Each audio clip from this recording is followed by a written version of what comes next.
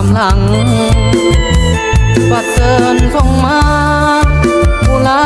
ยแทบจะพังหูแล้วว่าเฮาผิดหวังแต่ยังมาถามคำเซินแค่คนเต็มบ้านเดินผ่านด้วยความอับอายน้ำตาต้องหลั่งไหลในมือถือซองบัดเซินเปียกด้วยน้ำตาก้มหน้าบอกกล้าผเสริญ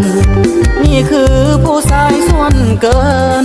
เดินมาเพื่อร่วมพิธีญาติผู้ใหญ่เธอไม่ขึ้นไปประกาศแขกเงียบสงัดจัดงานอย่างสมศักดิ์ศรีเจ้าบ่าวเจ้าสาวก้าวขึ้นสู่ถึงเวทีแสดงกล่าวคำยินดีทันทีมาห่วมวิวายิ้มแย้มเบิกบานคู่กันเข้าสู่เรือนหอส่วนเฮานี่นอบางเสาลีเสร็จน้ำตาฟ้องถึงคำคืน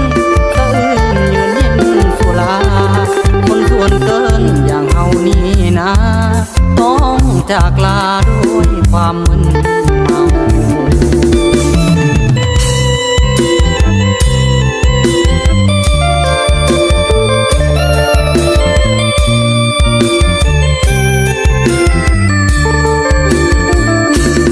ญาติผู้ใหญ่เธอไม่ขึ้นไปประกาศแขกเงียบสงัดจัดงานอย่างสมศักดิ์ศรีเจ้าบ่าวเจ้าสาวก้าวขึ้นสู่ถึงเวทีแสดงกล่าวคำยินดีทันทีมาห่วมวิวายิ้มแย้มเบิกบานคู่กันเข้าสู่เรือนหอส่วนเฮานี่นอบางเสาลีเสร็จน้ำตาฟ้องถึงคำคืนสะอื้นยืนเย็นสุราคนส่วนเกินอย่างเฮานี่นะต้องจากลาด้วยความมึนเมา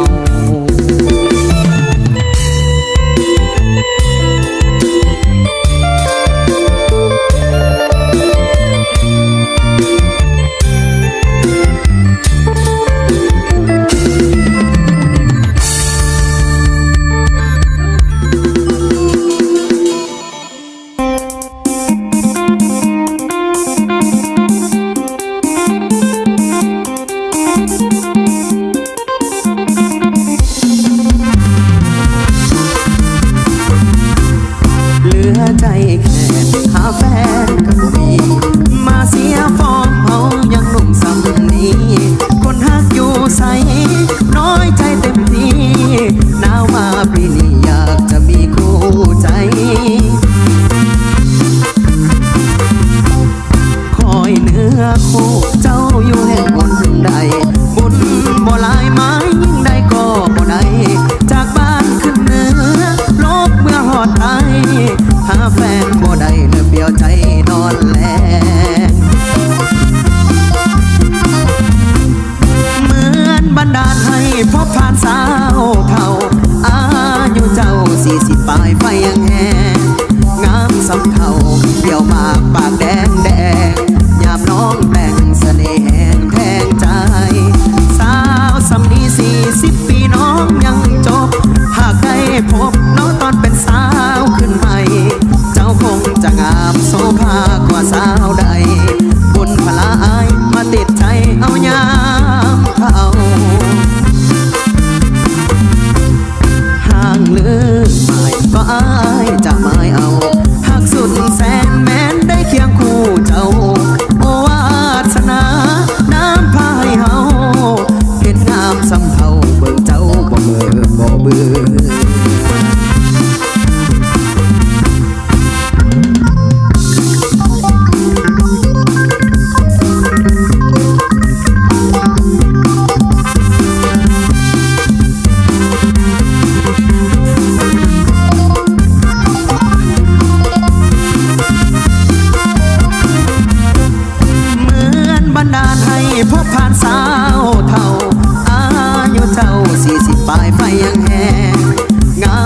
เท่าเกี่ยวหมากปากแดงแดงยามน้องแต่งเสน่ห์แหงแทงใจ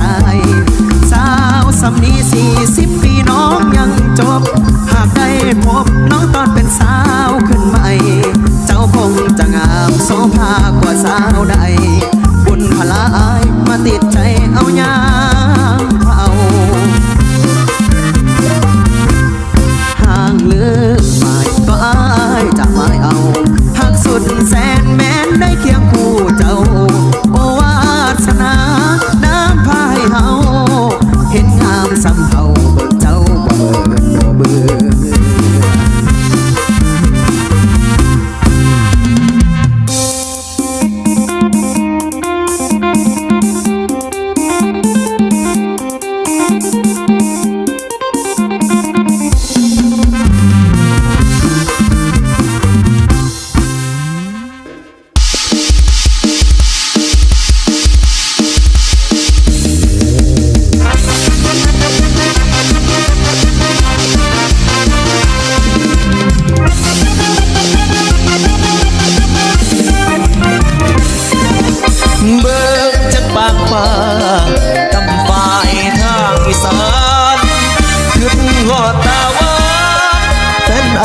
อยู่บ้านนา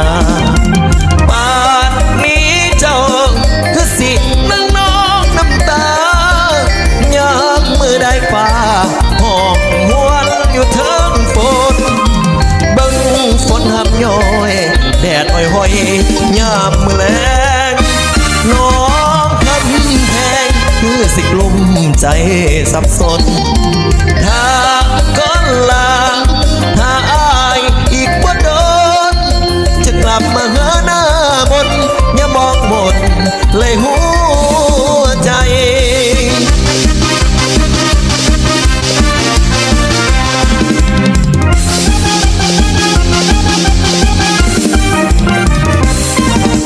อายขึ้นหอดเจ้าคือน้ำขึ้นหอดพี่บ่อยากจากไกลนี้คนดีจะเพิ่งเปลี่ยนใจมาทำงานจ้างเก็บเงินสู่ขอสร้างไว้มีเงินทองเมื่อไรจะไปสู่ขอเอวบางนั่งเบิ่งแต่ฟ้าให้ป่าเท่าเรียกรายน้ำตาไหลส่วนหัวใจยังอยู่กับนางยานแต่เจ้านั้นเป็นไปมันลายตาอายเอิ้นสั่งน้ำมากับฝากอย่าลืมอายเด้อ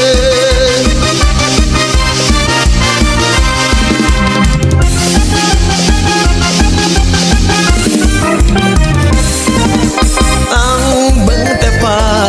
อยู่ฟ้าเท่าเรียงรายน้ำตาไหลส่วนหัวใจยังอยู่กับนางยานแต่เจ้านั้นเป็นไปมันลายตาอายเอิ้นสั่งน้ำมากับฟ้าอย่าลืมอายเด้อ